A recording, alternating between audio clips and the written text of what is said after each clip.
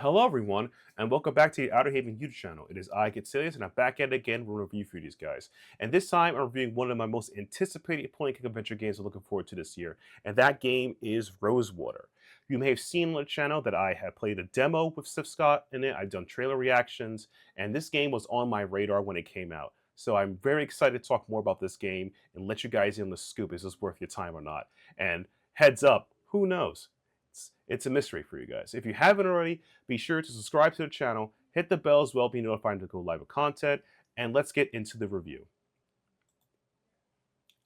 I want to give a huge shout out to the developer and publisher, Grundislav Games, and the publisher, Application Systems Heidelberg, for allowing me to have access to play this game. Thank you guys for letting me do so. And one of the things I deeply enjoy about Rosewater is a game that teaches you how to play this game. There's a button key. My favorite button here is just to let you know, like, oh yeah, this is all the stuff you can click on the map. That's great. So I enjoy that. That's great. Another thing the game does a really good job is like just having an accessibility option in the game.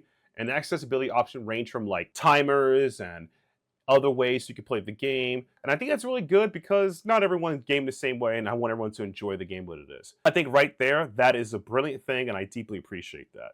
So with that, before I start any review, I usually talk about the big thing in the room, and that thing in the room is graphics and aesthetics. What is this game appealing to? What is this game trying to do? What is Rosewater, graphically and aesthetically? Rosewater, I think I'll keep it corrected here. It's the first time I've seen Grundislav Games move away from pixel art. This game is animated beautifully. They have tweeted and put on their social medias that they worked on rotoscoping the game, and they have done great animations. The aesthetic is the game is a steampunk western. It looks really well and lively. It's amazing. I love how the characters look in the game. I love Harley Ledger. I love how people look when they're how they sit, they drink, how they fight. I love even the little jaunt walks character, like that doctor in the town, like this little walk gets me like, oh my god, it's so great. And you can tell how expressive the characters are. So graphically and aesthetically, what am I giving this? It's a 5, man. It looks beautiful. Everything is done white. It fits right in the universe. It's just fantastic. There's no way to get around that. Now, the second thing I would like to talk about is the audio and the sound effects. So that ranges from many things, like voice acting, how the music sound, how sound effects are. The music is very chill, very atmospheric. It works really well for the game. It does have that Western feel, the quiet sun setting, or like a huge shootout might happen, but it's also very lively in some scenes. No spoilers, there's a classic Western brawl, a couple of them, and you hear a little jaunt in the background, things like that. That's kind of cool. I like that. The voice acting in this game is superb. My favorite voice actor in the game is the person who voices Danny Liu. If I'm pronounced, I apologize, but Danny is one of my favorite voice actors. The Gentleman Jack is another one. He just sounds like a scoundrel, but you can't love the Heart of Gold. He's so charismatic how he talks. I love it. Harley Ledger, the main character to be playing, also sounds pretty, somewhat despondent, but a bit fierce. Each character just sounds like they fit, and it really works well. No one feels a bit out of place, out of turn. The voice acting is superb. The sound design of the game, when it comes to the sound effects and the music, really fits in place. It's really strong.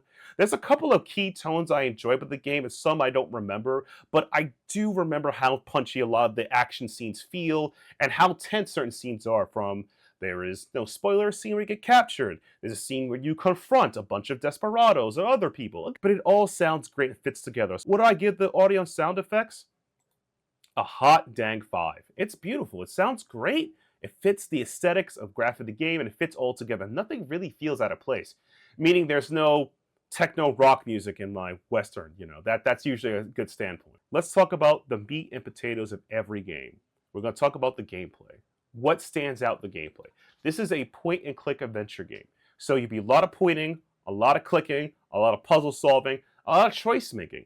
This game has a couple of open branches with decisions you make, and some open ways you can solve puzzles. Sometimes the best way to solve a puzzle or solve a situation is to bribe somebody. As silly as that is, that might work. Another situation is just punch a dude. You might have to solve some puzzles stealthily. Heck, blow something up. Hey, it's a Western. It's really great. I kind of like that openness about how to solve the puzzles in the game with all those options, and I deeply enjoy that. What sets a point-and-click game, why you should play it? It's generally the story. And the story for Rosewater is that it's a sequel to, well, not really a sequel, it's set in the same universe, Grundislav's prior game, Lamplight City, which you don't really have to play this game, but it gives a nice backdrop. If you feel like, oh no, to do homework, don't worry about it, the game does a good job explaining that to you. You play as Harley Ledger, a former rough and tumble girl who decided to take an edge of journalism and has now gotten her involved into a great heist. And with her and her gang of interesting characters, you go on this great Western adventure, which I think is a really good backdrop of how it works, and I deeply enjoy that. It's kind of fun. Now, this game has, like I said, various type of puzzles you can solve many ways. There's also a couple of mini games, I feel, and with the accessibility options of extending timers for some puzzles, I generally feel the puzzles aren't that hard or that difficult or that tough, and I enjoy the puzzles for what they were. The non like thinking puzzles, it works pretty good, and I think they're good. They're well done. It's hard to explain because they work in the universe, but it's not that much a term that if those who play point click adventure games is a term I don't think I coined it, but it's saying it's called cartoon logic or moon logic. If you guys want to know what cartoon and moon logic is, let me explain that for you. So a cartoon and moon logic is a term used when a game uses logic outside the bounds of what would be reason within its own universe.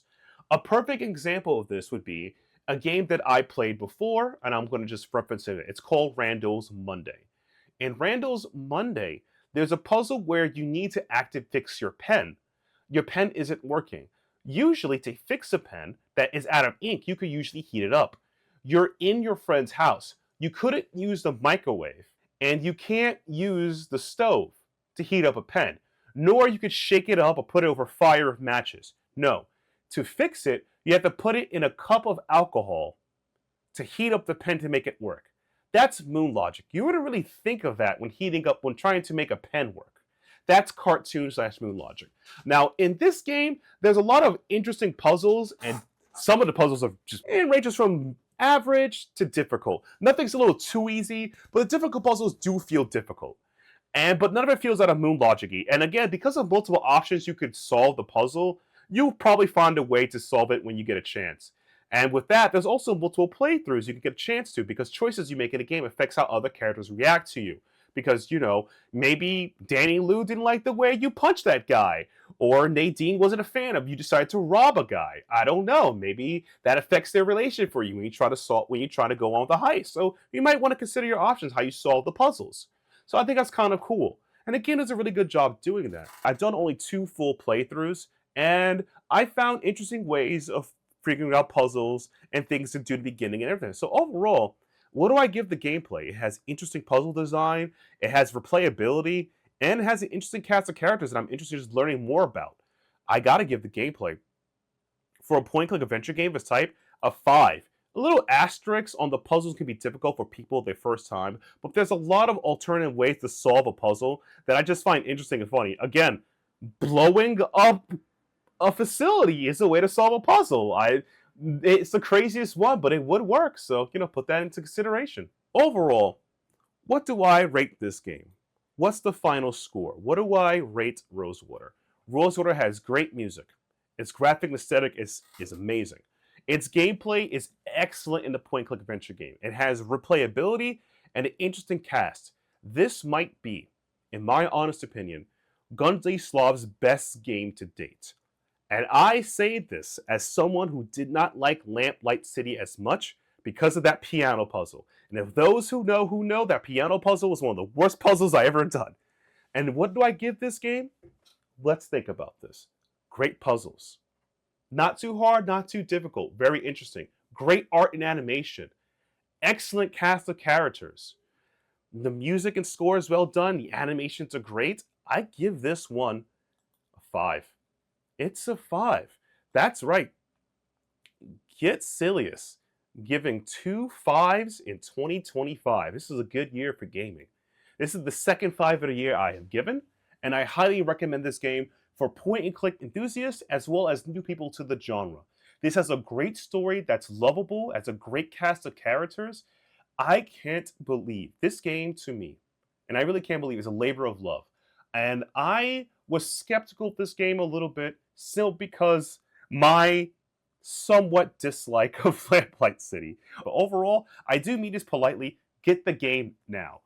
As of today, the game is on sale till May 11th with 20% off, costs you $15.99 USD. Its full price is $19.99 USD, and I recommend you get the game. It's just fantastic. I can't speak any more about it. It's a fantastic game for point and click enjoyers and new people get into the genre.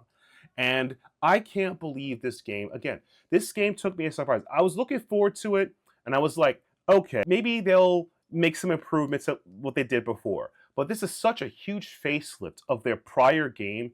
I am looking forward to Grundislav's future projects because such a radical shift, in my opinion, from Lamplight City to this is amazing. Even if you played their first game, which I recommend, A Golden Wake. Yeah, I could recommend A Golden Wake. I would recommend A Golden Wake. Golden Wake, that's a great game by them as well. And then such a change. So I kind of see the trajectory. I only see things going up for Grundislav Games, and I'm looking forward to the next project if they ever announce it. They earned all the critical acclaim they've done, and this game is a must-have for point-and-click enthusiasts and people who love narrative-based gaming. And without the way, like the video if you haven't already. Let me know what you think about the game if you have played it in the comments below, and I hope to see you guys all in the future. Bye-bye, everyone. We'll see you out in the frontier.